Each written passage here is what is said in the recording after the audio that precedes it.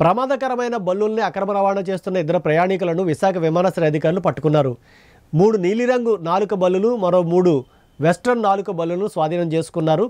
ఈ నెల 23న Bangkok, Thailand నుంచి విశాఖ వస్తున్న ఇద్దరు ప్రయాణికులు కేక్ ప్యాకెట్లలో వీటిని దాచి ఉంచి తీసుకువస్తుండగా గుర్తించినట్లు డైరెక్టర్ ఆఫ్ రెవెన్యూ ఇంటెలిజెన్స్ అధికారులు గుర్తించారు.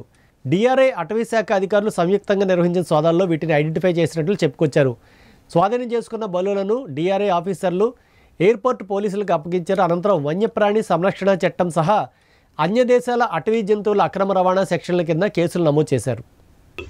విశాఖపట్నం ఎయిర్పోర్ట్లోని నీలం రంగు నల్లబల్లిని, అరుదైన నీలమైన నల్లబల్లిని పట్టుకున్న కస్టమ్స్ అధికారులు, వీటికి అయితే పోలీస్ ఇంటెలిజెన్స్ అధికారులు ఇచ్చిన సమాచారం మేరకు కస్టమ్స్ అధికారులు వెంటనే పరిగణలో దిగి వెంటనే ఎక్కడైతే సమాచారం పూర్తిగా తెలుసుకొని ఆ వచ్చే ప్రయాణికుల వద్ద ఆ నీలం నల్ల రంగు బల్లిని పట్టుకోగా వాళ్ళు విదేశీ నుంచి థాయిలాండ్ నుంచి విశాఖకు వస్తుండగా వచ్చిన సమాచారం అని చెప్పగా వెంటనే వాళ్ళు కస్టమ్స్ అధికారులు అయితే కట్టడి చేసే వాళ్ళని వెంటనే పోలీస్ అధికారులకి, ఇంటెలిజెన్స్ అధికారులకి, అలాగే ఫారెస్ట్ డిపార్ట్మెంట్ అధికారులకి సమాచారం ఇవ్వగా ఈ కస్టమ్స్ అధికారులు, ఫారెస్ట్ అధికారులు పూర్తిగా విచారించి వీరిపై చర్యలు తీసుకోవాలనుకుంటూ, అలాగే విశాఖలో తరచు గతంలో కూడా ఈ వన్యప్రాణులు అయితే విశాఖకు తరలిస్తున్న ప్రజల్లో దాని పూర్తి కూడా లాగాల్సింది. అసలు ఈ వన్యప్రాణులు ఇక్కడ తేవాల్సిన అవసరం ఏంటి, దీని వెనకాల ఎవరు ఉన్నారని చెప్పి అయితే విచారణ అయితే పూర్తి జరపాలని చెప్పి వాటి ఇంటెలిజెన్స్ అధికారులు, కస్టమ్స్ అధికారులు, అలాగే ఫారెస్ట్ డిపార్ట్మెంట్ అధికారులు చేస్తున్న పరిస్థితిలో ఉంది.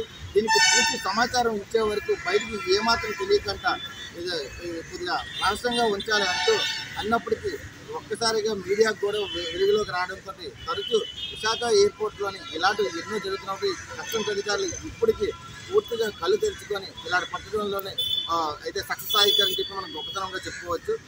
దీన్ని వెంటనే ఏదైతే అరుదైన నీలం రంగు బల్లుల్ని థాయిలాండ్ నుంచి తెచ్చారని తెలిసిందో, థాయిలాండ్ నుంచి అసలు విశాఖకు రావాల్సిన కారణం ఏంటి, అసలు ఎందుకు తెచ్చారా అనే దాని మీద కూడా గోప్యంగా విచారణ అయితే జరుగుతుంది.